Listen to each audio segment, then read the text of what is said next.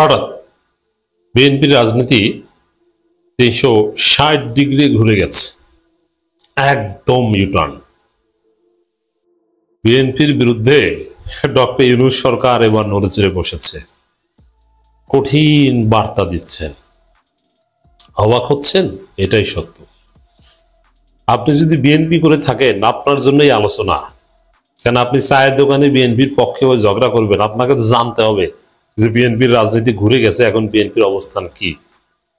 এবং ইউনূসকে তো গালি দিতে হবে। কি বলে গালি দিবেন? ইউনূস সরকার তো বিএনপির বিরুদ্ধে নড়েচড়ে বসেছে, তো কি করছে এটা আপনি না জানলে ইউনূসকে গালি দিবেন কিভাবে? আপনি বিএনপি হলো আপনার জন্যই আলোচনা, আর আপনি বিএনপি বিরোধী হলে তো কথাই নেই। অতি জরুরি আলোচনা, বাংলাদেশের রাজনীতির প্যারাডাইম শিফট রিগার্ডিং বিএনপি। দর্শক, কি ঘুরে গেছে? এই এক সপ্তাহ আগেও বিএনপির স্ট্যান্স ছিল ফেব্রুয়ারিতে নির্বাচন হবে, নির্বাচন হতে হবে। এক সপ্তাহ না, 2 সপ্তাহ আগে যে নির্বাচনে অংশগ্রহণ করব, প্রার্থী ঘোষণা করেছে, সব ঠিকঠাক।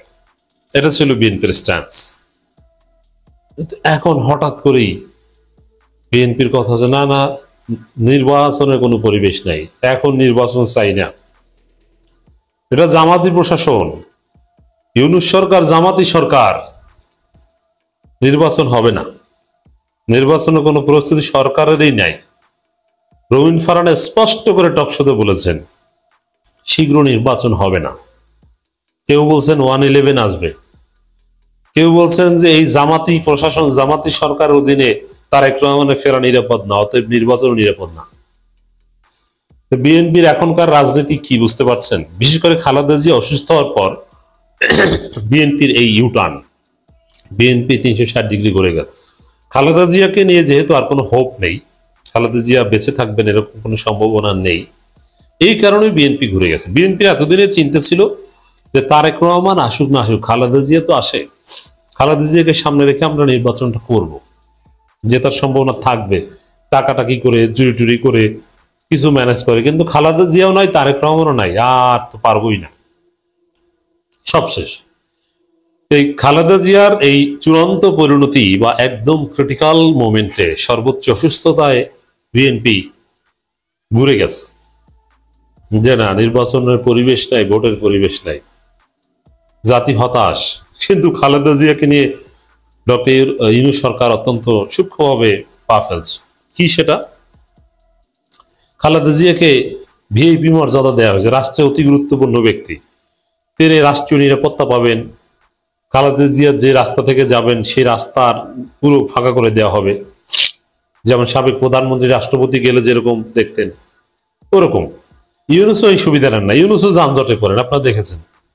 কিন্তু খালেদা জিয়া যেখান থেকে যাবেন ওই রাস্তা পুরো ফাঁকা, এটা মর্যাদা দিয়েছে। এখন খালেদা জিয়াকে সর্বোচ্চ সম্মান দেখাচ্ছে। আবার বিএনপি দেখেন, খালেদা জিয়া অসুস্থ, এরা রাস্তায় মিষ্টি খায়, যে খালেদা জিয়ার সুস্থতা কামনায় মিষ্টি বিতরণ। আপনি চিন্তা করছেন কখন কোন জিনিস খেতে হবে, এই কমন সেন্স টুকু নাই? মিষ্টি বিতরণ করে তো খুশি হলে। শেখ হাসিনার পতনে, শেখ মুজিবের মৃত্যুতে মানুষ মিষ্টি বিতরণ করেছে, আর এরা খালেদা জিয়ার অসুস্থতায় মিষ্টি বিতরণ করে। আবার খালেদা জিয়ার জানাজা সবচেয়ে বড় জানাজা হবে, এই কথা বলে। এরকম কোন স্টুপিড মার্কা দল ক্ষমতায় যেতে পারে? নেভার, সম্ভব না। নির্বাচন হবে এবং নির্বাচন সুষ্ঠুই হবে, প্রশাসনই সুষ্ঠু নির্বাচন করতে বাধ্য হবে। আর বিএনপি যতটুকু কারচুপি করার চেষ্টা করবে, অতটুকু বিএনপি, প্রশাসন, জামাত, চরমোনাই এরা মিলে ঠেকিয়ে দিবে, কোনো ভোট চুরি করতে পারবে না। প্রেস সচিব আরো বলেন, নির্বাচনী প্রচারণা শুরু হয়ে গেছে, অধিকাংশ রাজনৈতিক দল তাদের প্রার্থী ঘোষণা করেছে, কিছু অভ্যন্তরীণ বিরোধ ছাড়া সামগ্রিক নিরাপত্তা পরিস্থিতি স্থিতিশীল। তাহলে এটাও কিন্তু বিএনপির দিকে একটা খোঁচা। দেশে যতটুকু আইন শৃঙ্খলা পরিস্থিতির অবনতি দেখছেন, এই যে আদালত চত্বরে গুলি করা থেকে শুরু করে আরো নানান 2-1টা ঘটনা দেখছেন, আর ওটা তো বিএনপির 2 গ্রুপে। আভ্যন্তরীণ বিরোধ, বাংলাদেশে গোলাগুলি থেকে শুরু করে কিছু হত্যাকাণ্ড, কিছু কোপাকুপি যা দেখছেন, ওটা বিএনপির 2 গ্রুপে অভ্যন্তরীণ। এটা এখন বিএনপি নিজেরা কামড়াকামড়ি করলে সরকার কি করবে? এখানে ওইরকম কোনো ঝামেলা নাই। তাহলে আইন শৃঙ্খলা পরিস্থিতির যতটুকু অবনতি, সেজন্য সরকার কার্যত বিএনপিকে দায়ী করেছে। তো দর্শক, কি ঘুরে গেছে বিএনপি এতদিন? ওই খালেদা জিয়া মোটামুটি যতদিন পর্যন্ত বিএনপির হোপ ছিল যে না, খালেদা জিয়া এরকম অসুস্থ অবস্থায় থাকলেও মোটামুটি থাকবে, নির্বাচন পর্যন্ত তিনি বাঁচবেন, তাকে সামনে রেখে তাকে ব্যবহার করে নির্বাচন করতে পারবো, তারেক রহমান আসুক বা না আসুক। তারেক রহমান আসবে আসবে বলে এটা বলে আমরা চালিয়ে দিতে পারবো। ততক্ষণ পর্যন্ত বিএনপি আসলেই ফেব্রুয়ারিতে নির্বাচন চাইতো, কিন্তু যেই খালেদা জিয়াকে নিয়ে আর হোপ নাই, বিএনপি এখন 360 ডিগ্রি ঘুরে গেছে, তার এখনো নির্বাচন চায় না। এবং যখনই ফাঁস হয়ে গেছে যে তারেক রহমান দেশে আসতে পারছেন না, আসবেন না, তখন অনেক বিএনপি নেতা স্পষ্টভাবে বলছে যে নির্বাচন হবে না। কিন্তু বিএনপির এই প্রোপাগান্ডা, বিএনপি নির্বাচন ঠেকাতে পারবে না। কি হবে? নির্বাচন হবে। কেমন হবে? ডাকসুর মতো হবে। বিএনপি মেনে নিতেও বাধ্য হবে। কিন্তু এই যে অপপ্রচার, নির্বাচন হবে না, এর বিরুদ্ধে ইউনূস সরকারের কঠিন বার্তা। দেখেন, প্রেস সচিব কিছু কঠিন কথা বলে। প্রেস সচিবের বক্তব্যই হচ্ছে ইউনূসের বক্তব্য। কি বলেছে দেখেন, ফেব্রুয়ারিতে জাতীয় নির্বাচন অনুষ্ঠিত হবে, এই বিষয়ে স্পষ্ট বার্তা দিয়েছেন মাননীয় প্রধান উপদেষ্টা প্রেস সচিব শফিকুল আলম। নিজের ফেসবুক প্রোফাইলে একটি সংবাদ লিঙ্ক শেয়ার করে তিনি বলেন, এই জবাবটা মূলত বিএনপিকে, কারণ বিএনপি এখন এটা প্রচার করে এবং আওয়ামী পন্থী কিছু লোক অথবা প্রো বিএনপি বুদ্ধিজীবী, যেমন যিনি যে লিঙ্কটা শেয়ার করেছেন প্রেস সচিব, সেই চ্যানেলের তৃতীয় মাত্রা জিল্লুর, এই জিল্লুর কিন্তু আওয়ামী লীগ না, এই জিল্লুর সফট বিএনপি, কিন্তু তার একটা যুক্তরাষ্ট্রের, মার্কিন যুক্তরাষ্ট্রের একটা এজেন্ডা আছে। এখন আমেরিকাও তাকে গুনে না, কারণ আমেরিকার দালালি করতে যে পরিমাণ স্পান্টাস লাগে, জিল্লুরের সেই পরিমাণ স্পান্টাস নাই। তো জিল্লুরের বক্তব্য, জিল্লুর বলছেন যে নির্বাচন হবে না। এখন সরকার নাকি নির্বাচনের প্রস্তুতি নিচ্ছে না। রুমিন ফারহানারাও, বিএনপির লোকজনও বলছে যে নির্বাচন হবে না। তাহলে বিএনপির বিরুদ্ধে কঠিন বার্তা, এটা এখানে অ্যানালজি করে বলা যায়, কিয়াস করা যায়। শেয়ার করে তিনি বলেন, বাংলাদেশে ফেব্রুয়ারি প্রথম দিকে একটি অবাধ, সুষ্ঠু, অংশগ্রহণমূলক, শান্তিপূর্ণ নির্বাচনের পথে হচ্ছে। এর মানে বিএনপি নির্বাচন ঠেকাতে পারবে না, নির্বাচন হবে। শফিকুল আলম বলেন, জিল্লুর রহমান নির্বাচন ফেব্রুয়ারিতে হওয়ার সম্ভাবনা দেখছেন না, এ মন্তব্য তিনি করছেন বহুদিন ধরে। কিন্তু আমরা ভিন্ন বাস্তবতা দেখি। নির্বাচন কমিশন খুব শিগগির তফসিল ঘোষণা করবে। এর মানে আগামী এক সপ্তাহ, দেড় সপ্তাহের মধ্যে আপনার তফসিল দেখবেন। তার মতে নির্বাচন প্রস্তুতি নিয়ে অন্তর্বর্তী সরকার সব সময় স্বচ্ছ থেকেছে। নিরাপত্তা ব্যবস্থার রেকর্ড সংখ্যক বাহিনীর পাশাপাশি অভূতপূর্ব মাত্রায় সশস্ত্র বাহিনীর সদস্য মোতায়েন থাকবে। নতুন ডিসি ও এসপি নিয়োগ সম্পন্ন হয়েছে। এই নিয়োগগুলো নিয়ে কোনো উল্লেখযোগ্য প্রশ্নই ওঠেনি। জুলাই চার্টার গ্রহণের পর নতুন রাজনৈতিক বন্দোবস্ত তৈরি হওয়া দলগুলো একই সঙ্গে অনুষ্ঠিতব্য গণভোটের প্রস্তুতি নিচ্ছে। রাইট, জামাত গণভোটের প্রচারণা চালাচ্ছে যে হ্যাঁ ভোট দিতে হবে, না ভোট যারা দিবে তারা ফেসিবাদের দোষে বলে দিয়েছে না। তিনি একটি দৈনিকের প্রতিবেদন ভিত্তি করে জিল্লুর রহমানের মন্তব্যের সমালোচনা করে প্রশ্ন তোলেন, কেন তিনি 1996, 2014, 2018, 2024 সালের মতো পরিস্থিতির সম্ভাবনার কথা তুলছেন। প্রেস সচিবের দাবি, মানবতাবিরোধী অপরাধের অভিযুক্ত রাজনৈতিক দলকে নির্বাচন না রাখলে তা অংশগ্রহণমূলক ও অবিশ্বাসযোগ্য হয়, এ ধারণার সঙ্গে তারা একমত নয় এবং অধিকাংশ নাগরিক তা সমর্থন করে না। তার ভাষায় আওয়ামী লীগকে আবার নির্বাচন প্রক্রিয়ায় ফিরিয়ে আনার পক্ষে কেউ জোরালোভাবে কথা বলছে না এবং পারবে না। যাই হোক, জিল্লুর এখন ওই বিএনপির প্রেসক্রিপশনে আওয়ামী লীগের পক্ষে দালালি করছেন, লাভ নাই। এই ওসি প্রদীপ এবং এস আলম, তাদের সাথে ছিল লটকালটকি সম্পর্ক। আপনাদের মনে আছে?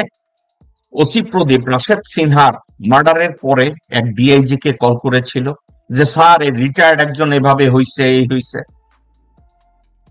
যার সাথে কথা বলেছে সে ছিল এস আলমের স্থাবর অস্থাবর সমগ্র সম্পত্তির একজন রক্ষক, বেতনভুক্ত কর্মচারী। একদিকে পুলিশের বেতন নিত, আরেকদিকে এস আলমের পয়সা নিত। আপনারা কি তখন জানতেন যে বিএনপির নেতা সালাউদ্দিন আহমেদ তখন এস আলমেরই বেতনভুক্ত কর্মচারী?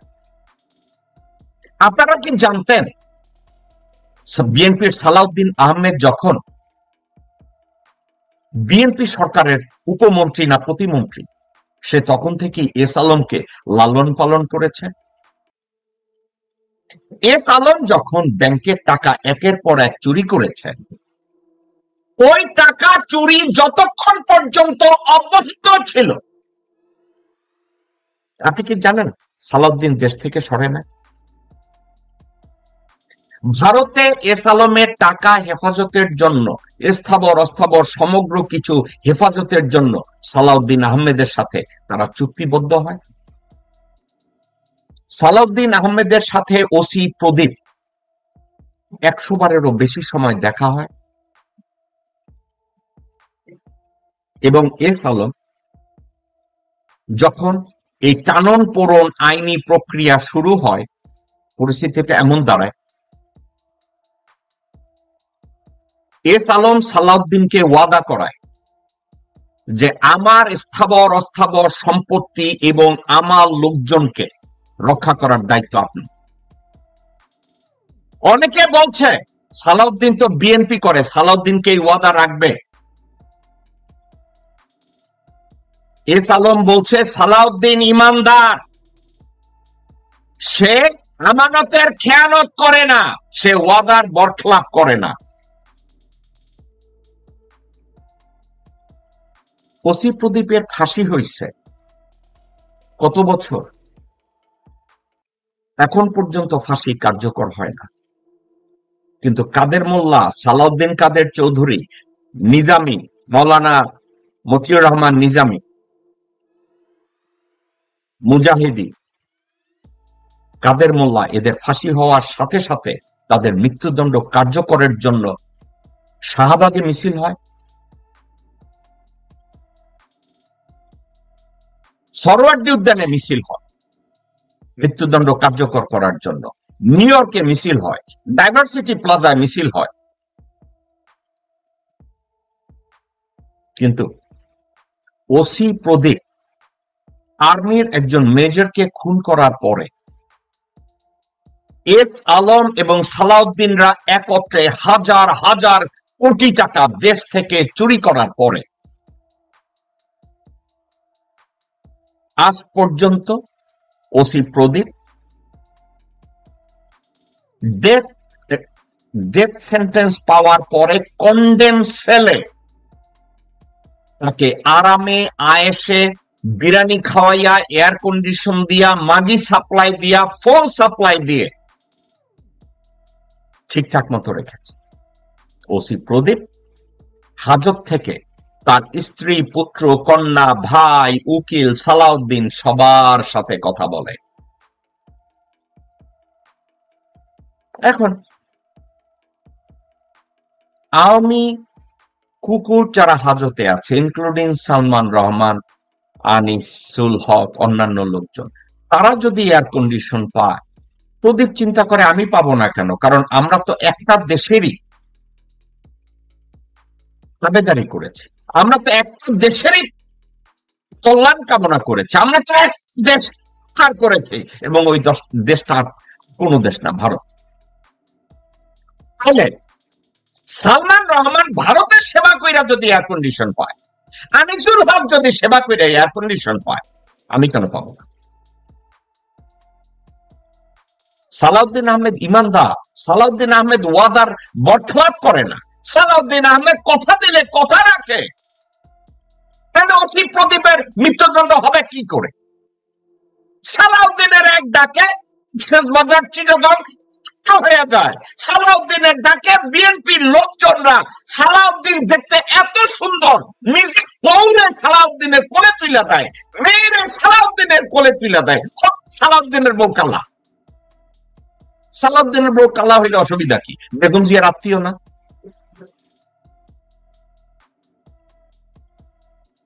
সালাউদ্দিনের বউ ভারতীয় চুতমারানি হাসিনা, হাসিনা, অসুবিধা কি? এখন কষ্ট পায় কারা জানেন? এই আলফাজরা কষ্ট পায়। কষ্ট পায় কারা জানেন? কারা কষ্ট পায়? আহা, কারা কষ্ট পায়, দেখেন কারা কষ্ট পায়। বাবা, আমার সুমনরে দেখছেন? আমার সুমনরে দেখছেন? আমার সুমনরে এনে দিবেন নি বাবা? আপনারা আমার সুমনরে এনে দিবেন নি আব্বা? আমার সুমনরে এনে দিবেন নি বাবা?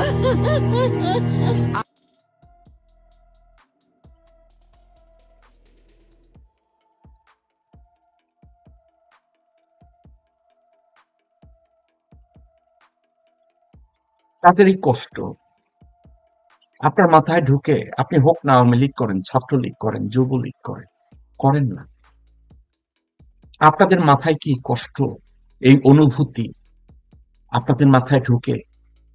আপনারা কি একবার চিন্তা করেন? এরপরেও ওয়াকার বলে পয়েন্ট ব্লাঙ্ক, এরপরে আর কোনো কথা চলবে না। ওয়াকার বলে আয়নাঘর নাই, আওয়ামী লীগের লোকজনরা বলে আয়নাঘর একটা বোগাস কথা। নিউ ইয়র্কে বাংলাদেশের এক সাংবাদিক মুফতি হারামজাদি কুত্তি আমার কাছে এসে বলে, আজমি তো টার্কিতে ছিল। আমি ওই কুত্তির নাম বললাম না। বলে এক হারামজাদি কুত্তি নিজে এক সাংবাদিকতার পরিচয় দেয়। এই কুত্তি আমার সামনে বলছে কোনো আয়নাঘর নাই, আয়নাঘর ছিল না।